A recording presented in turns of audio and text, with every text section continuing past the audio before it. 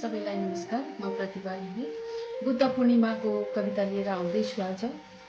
बुद्ध पूर्णिमा जन्मश्रेष्ठ विशेष पूर्णिमा आज, आत्मज्ञान प्राप्तको यही अमूल्य दिन। यही दिनमै फेरि शरीर त्याग गरी मोक्ष प्राप्त गर्ने महान सन्त गौतम बुद्ध। महान सन्त गौतम बुद्ध।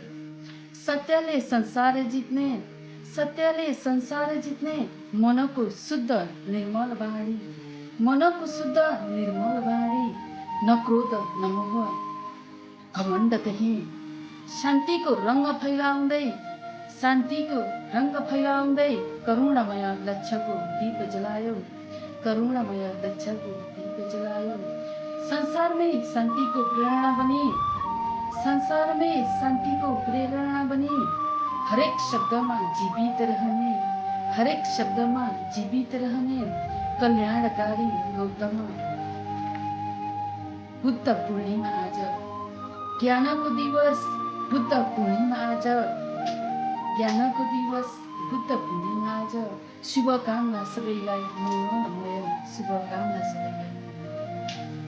सबैलाई धन्यवाद।